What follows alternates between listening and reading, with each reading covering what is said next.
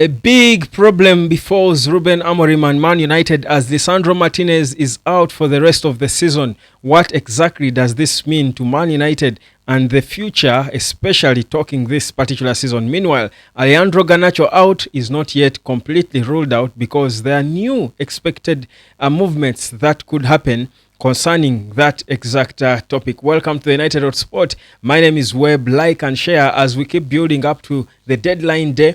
Busy day, perhaps not as expected for most other clubs, but for Man United, you are hoping for something to happen. But of course, we can already celebrate the arrival of at least two players in already to try and boost the senior team. Now, let's get proper into one of those two players, who is Aiden Heaven, who could have got a chance to prove himself for to Ruben Amorim immediately upon arrival at Man United, because now Manchester United won't be having Lisandro Martinez, the first choice left back, for the rest of the season because of his knee injury. It's a bad injury, as I did hint to you yesterday, as you probably clearly saw it yourself. So Licha is not there. It's sad because you think about it, Licha has consistently been, I think, improving every day. He has been one of Man United's best players defensively, but most importantly, adding to the attack in a time when United lacks players who give them options in terms of more dimensions in the attack. Martinez had been known now, had become increasingly known for that diagonal pass that he plays when he picks a runner, either Ahmad or whoever makes the run, and he just finds him with that beautiful diagonal pass. It's then again. You add on the shot he had got. Now he keeps shooting at goal from an interesting angle, getting goals at times, getting himself on the score sheet. He has been looking different and excited. We've been seeing a World Cup winner in him, but just when he's getting back and fitting into the Ruben Amorim system, he falls off. No, so now what does that mean? Now, of course, there are deputies, and you can talk about Aleni Yoro, who has been played there before. You can talk about Diogo Dalot. You can talk about Nusa El Mazraoui. But the thing is, none of them has got the ingredient that Lisandro Martinez has. None of them has got the passing range, but also none of those is left-footed. Because in a back three where you're playing three central defenders, you need a left-footed player on the left because of how they view the game and how they can try and bring that balance, that foot balance in the team from behind. Now Licha has been impeccable at that, so that's a big miss for Ruben Amorim, and it's sort of a setback. If you look at it critically. Now that's where Aiden Heaven could come in, because without Luke Shaw, who could probably be the deputy, he's returned to training, but he will need a few weeks to be fit. We can't be sure when or if ever he will be fit and 100% ready to play again. So you're looking at the young Aiden Heaven, who according to Jason Wilcox is going to be training with the senior team. So is he now going to step up? Because Amorim we've known Amorim to be the manager clearly who trusts young people. Look about talk at Sporting CP, where he trusted the 17-year-old Giovanni Quenda, who is now a national team player. So he can't trust young people. So could this be a big opportunity for Aiden Heaven to immediately make an impact and prove himself? Because in any case, he's going to be training with the senior team. Is he going to give a chance to Godwill Kukonki? I mean, there is a lot now that should be going on in the head of Ruben Amorim as he's trying to figure out a solution. Now, speaking of solutions, a solution is yet to be figured out completely concerning Alejandro Garnacho. According to what we get, between now and the close of the transfer window, Chelsea are expected to make contact with Man United over Alejandro Garnacho. The deal for Christopher Nkunku to leave and join Man United is completely off. He seems to be destined to stay because no club might be able to take him on a permanent. And do recall that Chelsea do want a lot of money. I think no clubs are willing to pay that amount of money. So the only easy thing now, and yet he wants to live on a permanent, doesn't want to go on loan. So meaning he will end up staying. At least from what we hear now, that deal is off. Now, but what is not off is Alejandro Garnacho and his pending departure. That Chelsea are expected to go back and contact Man United between now and the close of the window one more time to try and exploit an option to see if Man United are still really interested in selling Garnacho, but also see what exactly they can do if they want to get him. Now, Of course, to many, Garnacho is untouchable, and but we explained over and over again why United is in the situation where they might be forced into selling him. But the thing is, if Man United sold Garnacho now, let's assume Man United really get a big offer from Chelsea, they pay them a lot of money and sold him now. Who would they buy now to replace him? Do they have the time to go in get another player, or would they immediately get the man and go to Bayern Munich and pay the whole £40 million for Matthew Stell?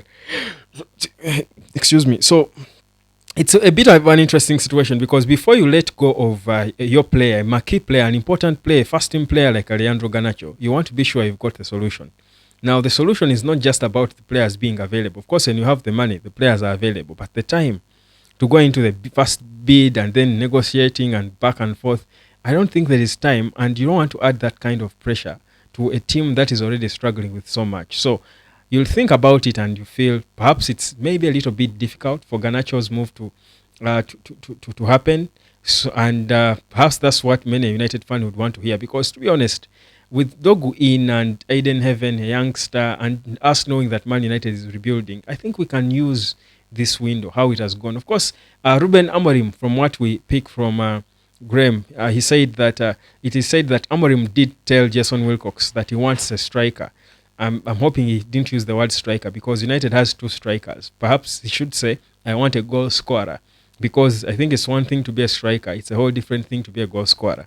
We have strikers who do not really score goals, so you can't call them goal scorers. So Amorim seems to be desperate to get a goal scorer, and he has made this clear to Jason Wilcox. And they are trying to look for options. That's why they had been stuck on Matthew Stell and trying to ensure they push further and further. But it's becoming increasingly difficult because of how Bayern are complicating issues for United, given, of course, there's so many options they have, yet the player wants United himself. So there is a contrast in terms of what the player wants and what the Bayern expect from him in terms of fees for him to be let go of. But you clearly see that need for a goal scorer, and Amorim's decision to play Kobe as a false nine was probably a clear vote of no confidence in both Hoyland and Joshua Zirkzee. And if you're them, you must be going down and thinking, I've got to wake up and stay and pull my stockings up. But the thing for me is, now that the window is nearly gone, do we have to go into that pressure, or is that the kind of pressure that could get you making the wrong decisions and end up selling a player like Garnacho? You get the money, yes, but you have no options to replace him. So you end up either wasting the money on options that are not really the ones you would have loved to go for, and expensively, or you end up wasting a season because you've lost one good player, gifted him to a top team, yet you don't have a replacement immediately, and you then struggle with for the rest of the season. Do recall that there are certain more players who will certainly fall off, and I'm not being a prophet of doom, but we've seen how the game works lately. Injuries are around the corner. I mean, there is so many reasons why players get injured lately. So Licha has fallen off. Who knew that? And it happens with other clubs as well.